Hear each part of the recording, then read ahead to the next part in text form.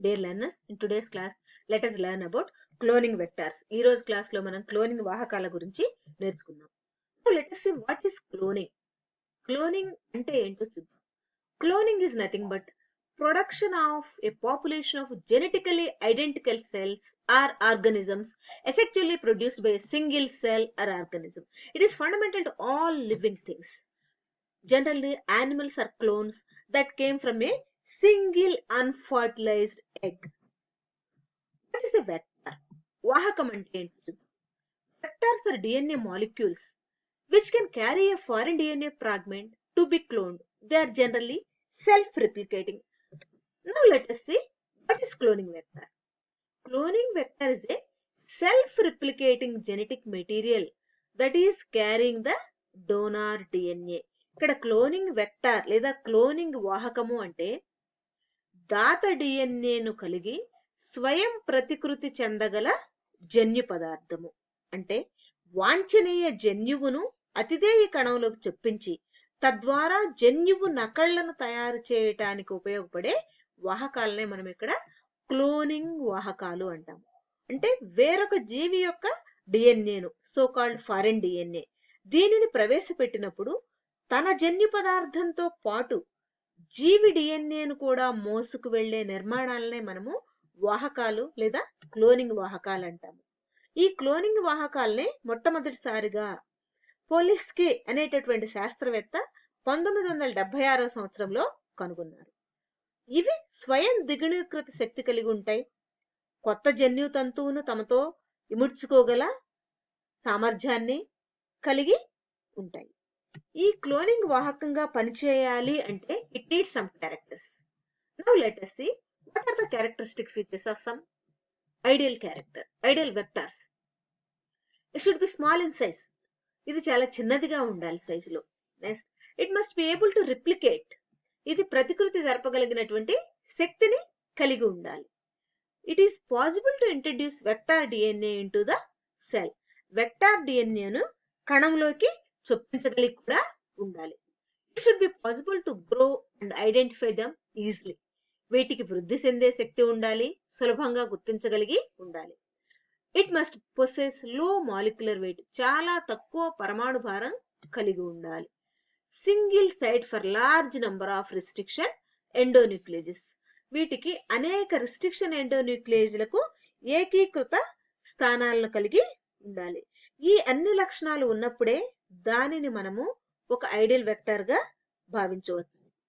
Now let us see what is the importance of these cloning vectors. అసలు ఈ cloning వెక్టార్ల యొక్క అవసరము ఏంటి అన్నది కనుక మనం చూసినట్లయితే, they are vehicles to artificially carry genetic material into another cell where it can be replicated and expressed. They are used to amplify single molecule of DNA into many copies. అంటే ఒక్క single molecule of డిఎన్ఏని number of copies గా amplify చేయటానికి ఈ cloning vectors ని మనము వాడతాము. Cloning vectors are use to transport clone sequences between biological hosts and test tube. Now let us see what are the steps in gene cloning. In order to clone the gene of our interest, what are the steps we have to follow? Let us see one by one. First one is isolation of the DNA of interest. వాంఛనీయ జన్యువును కలిగినటువంటి DNA ఏదైతే ఉందో దానిని isolate చేయటము. Next, preparation of vector DNA, వాహక డిఎన్ఏను తయారు చేయటము. క్రియేషన్ ఆఫ్ రీకాంబినెంట్ డిఎన్ఏ, వీటి రెంటిని ఉపయోగించి వాంఛనీయ జన్యువును వెక్టార్ డిఎన్ఏను రెంటుని కలిపి పునః సంయోజన డిఎన్ఏను సృష్టించటము. Introduction of that recombinant DNA into the host, అతిధేయ కణంలోకి ఈ రీకాంబినెంట్ డిఎన్ఏని ఇంట్రడ్యూస్ చేయటము. Selection of the transformed host cells and identification of the clone containing the gene of our interest. Multiplication and expression of the introduced gene in the host. If you see in this picture, let us take, this is the human cell. In this human cell, from the human cell, we need only this gene which contains gene for growth hormone. This part contains gene for growth hormone, and this is the bacterial cell which contains a plasmid, which we are using as a vector in this case.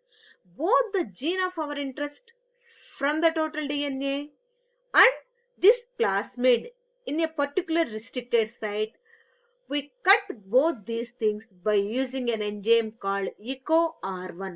EcoR1 అనేటటువంటి restriction ఎంజైమ్ను ఉపయోగించి మనము వెక్టార్ని అలానే డిఎన్ఏలో ఉన్నటువంటి మనకు కావలసిన జన్యువుని ఒక నిర్దిష్టమైన ప్రదేశంలో కట్ చేస్తాము. Then we'll get sticky ends in gene of our interest as well as in the plasmid. Now, by using an enzyme called DNA ligase, we are able to join this gene of our interest as well as the plasmid. So, we got recombinant DNA which contains gene for human growth hormone. Now, we are inserting this recombinant DNA into the bacterial cell for which contains growth hormone. In order to make the multiplication of the gene of our interest, we are inserting this recombinant DNA into the bacteria, which is a host cell here. Now let us see the stepwise manner. First one is isolation of the DNA of our interest. The target DNA or gene to be cloned must be first isolated. A gene of interest is a fragment of gene whose product, it may be a protein, enzyme or hormone, which is interest to us. For example, if we take the gene coding for the hormone insulin, or it may be a growth hormone, or it may be hepatitis B or antigen factor 8. So let us imagine this is the total DNA. ఇది మొత్తం DNA అనుకుంటే this is only the part which is the gene of our interest. Now we cut this gene of interest by using restricted enzymes which are also called as molecular vectors. So the desired gene is isolated by using restriction endonuclease enzyme. Sometimes reverse transcriptase enzyme may also be used, which synthesizes complementary DNA strand of the desired gene using its mRNA. Next step is preparation of the vector DNA. Now we have gene of our interest. Second step, we need vector to take this gene of our interest into the bacteria for the process of multiplication. So the vector is a carrier molecule which can carry the gene of interest into a host, replicate there along with the gene of interest, making its multiple copies. The cloning vectors are limited to the size of insert that they can carry. Depending on the size and the application of the insert, the suitable vector is selected. This is the vector. Let us imagine this is a plasmid. By using EcoR1, digest the plasmid vector with EcoR1 enzyme, which makes cut at a restricted site, and these are the sticky ends where the gene of our interest can be inserted by using ligase enzymes.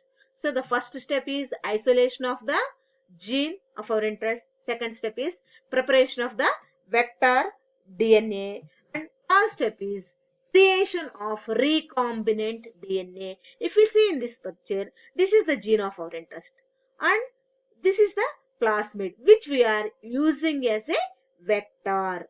So by using restricted enzymes, we cut the gene of our interest from the total DNA. This is only the part of gene of our interest, and we are making a cut in the plasmid by using restricted enzymes. Now by using DNA ligase, the gene of our interest as well as the plasmid are joined. Now this modified plasmid, which is nothing but the recombinant DNA. So the plasmid vector is cut open by the same restricted enzyme used for the isolation of donor DNA fragment. The mixture of donor DNA fragment and plasmid vector are mixed together in the presence of DNA ligase. Base pairing of donor DNA fragment and plasmid vector occurs, and the resulting DNA molecule is a hybrid of two DNA molecules, that is the gene of our interest as well as the vector. This newly hybrid DNA molecule is also called as a recombinant DNA molecule, and the technology is referred as the recombinant DNA technology. Now this recombinant DNA has to be inserted into the host cell for the multiplication, that is bacterial cell. Now let us see how this rDNA is introduced into the host. This is the recombinant DNA. This recombinant DNA has to be inserted into the bacterial cell for the process of multiplication of the gene of our interest. So the recombinant vector is transformed into suitable host cell, mostly the bacterial cell. This is done either for one or both of the following reasons. That is, to replicate the recombinant DNA molecule in order to get the multiple copies of gene of interest, or to allow the expression of gene of interest such that it produces its needed protein products. Some bacteria are naturally transformable. They take up the recombinant DNA vectors automatically. For example, if you take Bacillus, Haemophilus, Helicobacter pylori, these will naturally take up the recombinant vectors automatically. Now, selection of the transformed host cells and identification of the clone containing the gene of our interest.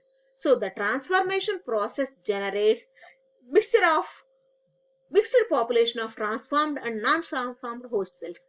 The selection process involves filtering the transformed host cells only.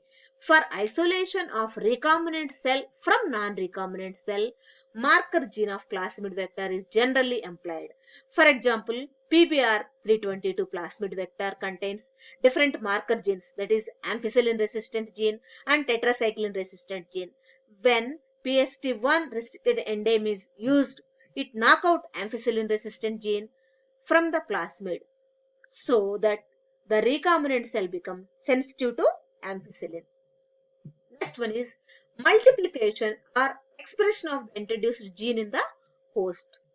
Once transformed host cells are separated by screening process, it becomes necessary to provide them optimum parameters to grow and multiply.